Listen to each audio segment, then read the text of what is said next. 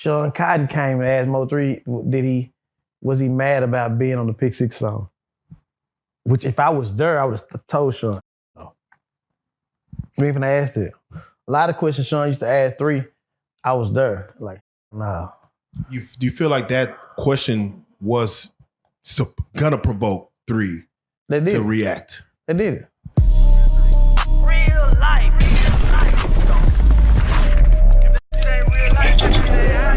It ain't real life. Just say real life street stars. Know what time it is. No, go ahead, Rick. I'm waiting. But let me tell you like that. I blame people like y'all. Yeah, we want to take it. Yeah, I blame the city. Everybody been calling my phone like happy that Yella locked up. And it's a fucked up situation because I was praying and hoping that he wouldn't have nothing to do with no rap. But at the bottom of my heart, I did because I could look in his face and tell he can't sleep. You know, but, you know, it's a total of 5 kids, 3 from Mo3, 2 from Hills, another 5 from Reallyfe. That's 10 kids without daddies over some rap shit. And, you know, it all could have been avoided over one fight. Right. You know what I'm saying? And I know it. I know all over not well. No, because people don't know the history, and if you don't mind, Ryan, and thank you for coming. Yeah, we appreciate it. Real quick, but also take as long as you want. I want to kind of navigate how we got here, because a lot of people, and I'm watching all the bloggers from other states and cities that think they have this story of why, oh, this happened and this happened, and they just don't know the history. And even we on Reallyfe, when we first got Mo3, we kind of followed the whole thing to where there's times that we want to stay out of it. There's times where we were in it a little, maybe too much. Sometimes we should have been in it and we didn't get in it. So if you don't mind, because people want to know, like, how did it even get to this point? Right. And we want to be able to ask some real questions that you could probably answer now. I had Twisted Black do the song. I tried to explain it. Right now, I got a movie in the making right now, but it's 2 people that started the whole war. It's one person really that started the whole war from Fort Worth to Dallas, and let's go Yayo. Yeah. You know, Yayo started a whole lot of drama that night in Fort Worth. Mo3 would never been into it with Yella or Freddie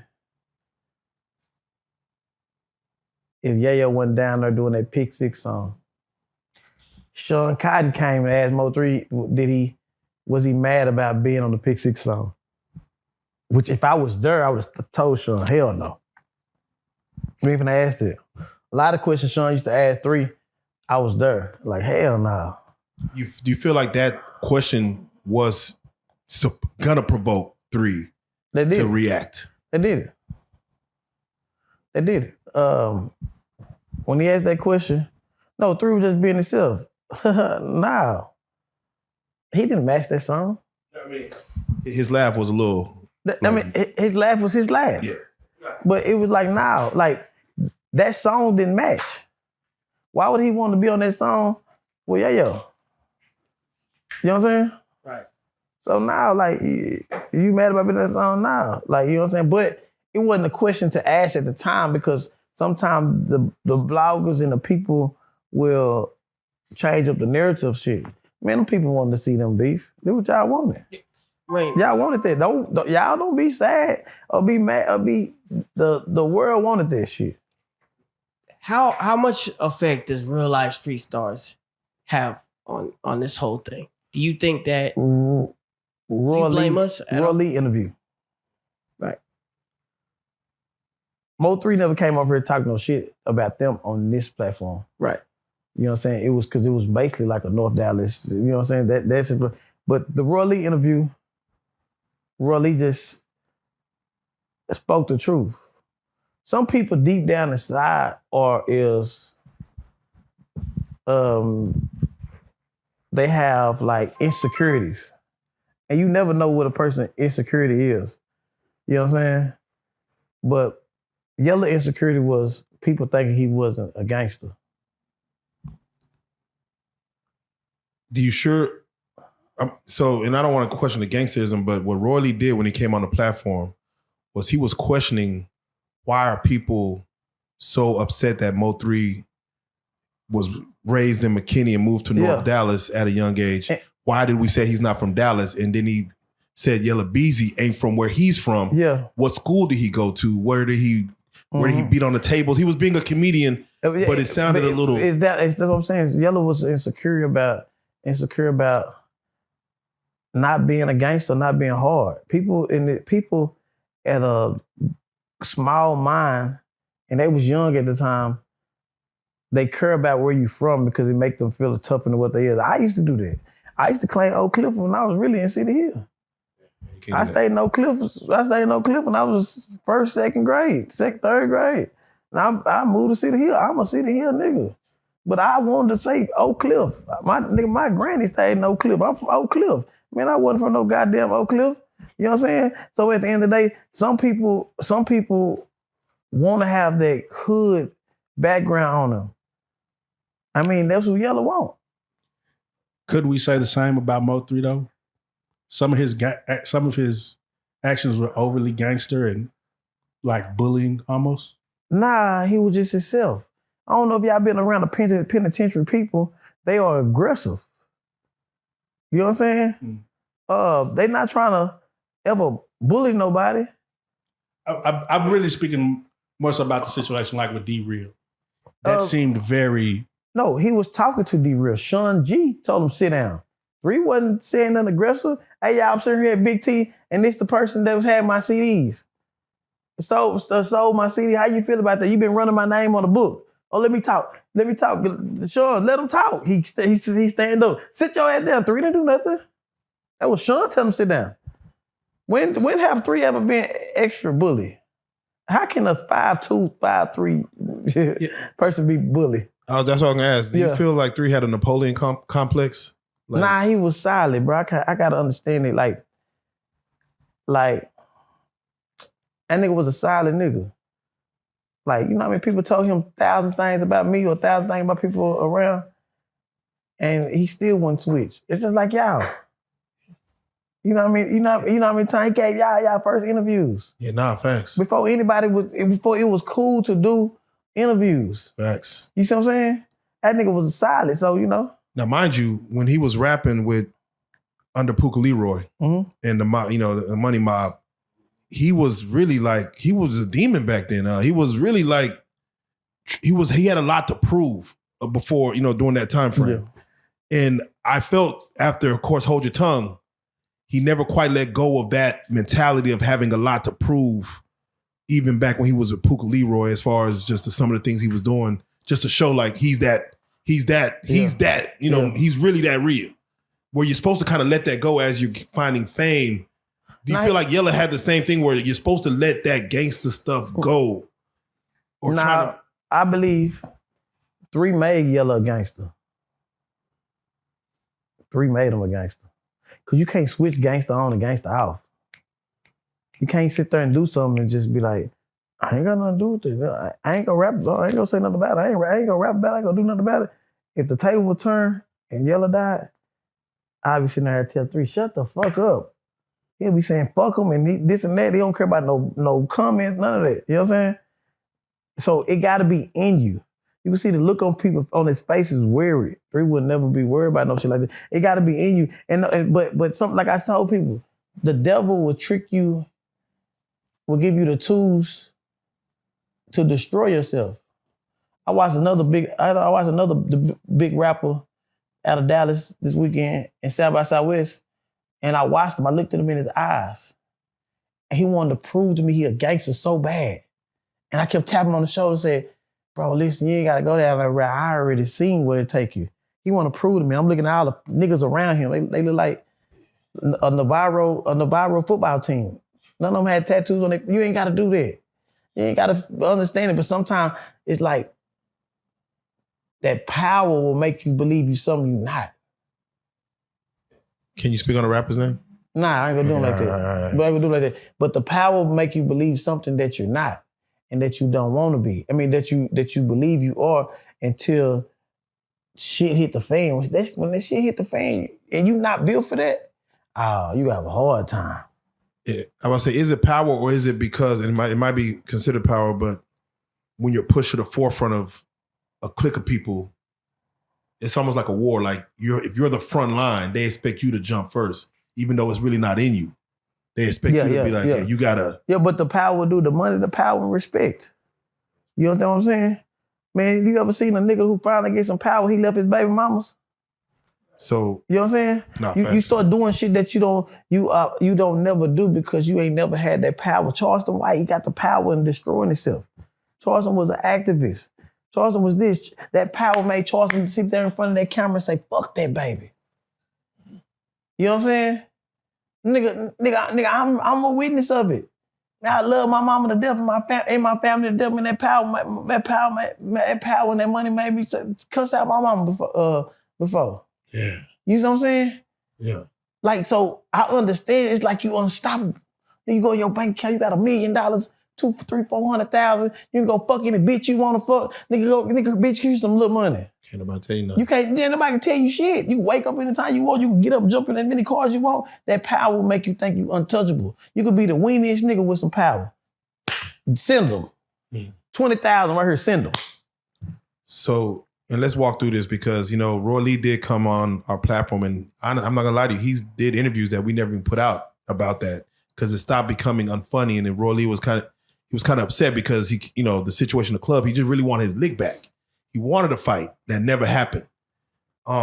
People are saying that Mo3 was Roy Lee's best friend. And can you clear up, because I think you had a closer relationship with Roy Lee than 3 at first. Nah, the whole time. The whole time. I brought them together. Right. I had a close relationship with Roy Lee. I talked to Roy Lee every day. We talked on the phone every morning, all day long. I watched him grow as a person. I asked 3 one time, and we were riding back from Austin, and I said, "Do you feel like you got Roy Lee killed? Do you feel like that's on your hands?" He was like, "Nah." I know it was though. Roy Lee was taking up for 3. He was the only voice to take up for him, with the voice that meant something to take up for him. So, that what hurt me the most is Roy Lee was an innocent person who he died for nothing over a fight.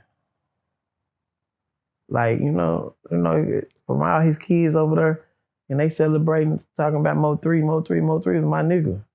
But I got to think about Roy Lee. I got to think about Bubba. Bubba was 18, 19 years old in between this whole war. The city let him do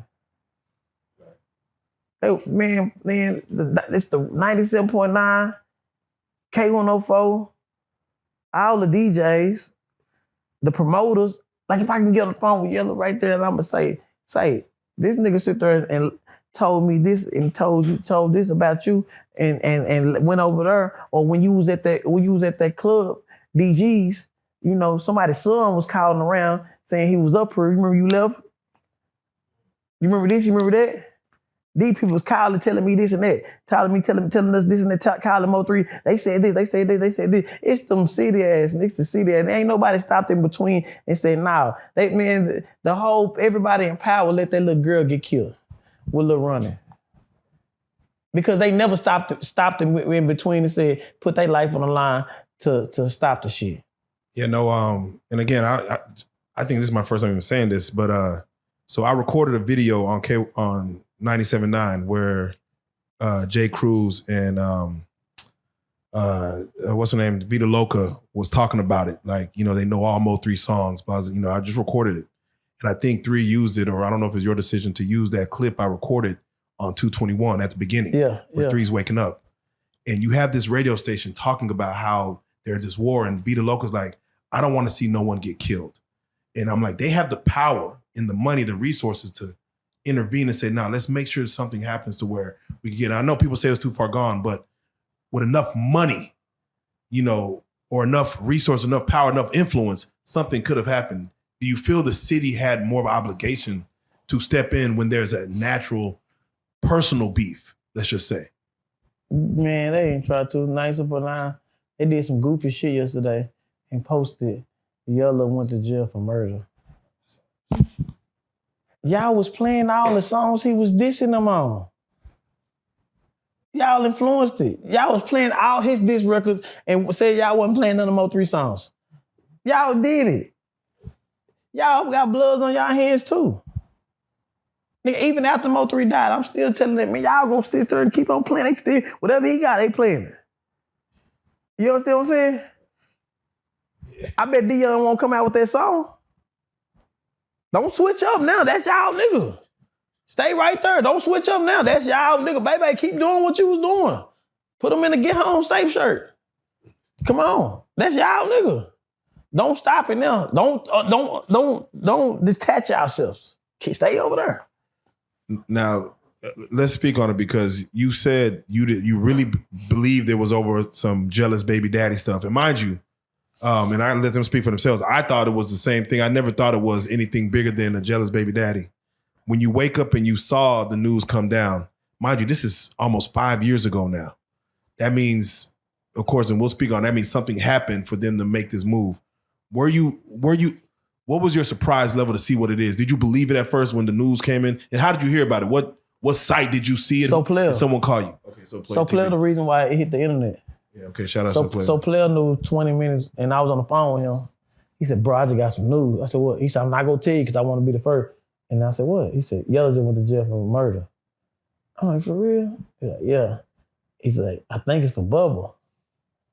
And then I read it like, dang, like, after come on. So I started calling around, and then I stopped. I said, Mo3 is probably doing this shit. So he went in there for tickets and tried to make me look crazy. I'm up here calling all these people. So I went back and called all 40 people, said, nah, it's for tickets. And then they sent me the paperwork like, damn, this nigga there. You man. But, you know, I always thought it wasn't for a jealous baby daddy, but I know how insecure he was. So I know how insecure they are about being a gangster. Like, people want to glorify that shit. So I kept saying it's a jealous baby daddy because I wanted somebody to come out and say, and I started getting phone calls like, Oak Cliff niggas were calling around saying, man, tell Rainwater, shut this bitch ass up. You know it was a bag. Like, they was calling, trying to explain they was gangster. You know what I'm saying? So I just kept on doing it. You know how in school you see a nigga like, man, you ain't shit. I bet you won't do this, bet you won't do that. And then you watch them crash out. I was just wanting somebody to speak up and crash out. And you know, at the beginning, Yella got blamed Freddie. Why you say that? You see the look on his face when he asked him, you want to go look at some gangster, you want to hear some gangster music? And he played that diss song, and then Freddie kept on with them diss songs. He kept on, and Yella probably look over there like, man, shut the fuck up. Shut the fuck up. We got to play it all back in our head how now, with this coming out, how everything happened from the moment it happened up until technically now. You got to look at mannerisms. You got to look at, you got to look at everything. Now, they was happy at first. I would be happy too. Man, there was a, you gotta get this. You got this big gorilla on y'all back. He made it hard for niggas to move. You know what I'm saying? Like straight up, like, man, 3. Hell, man. Shout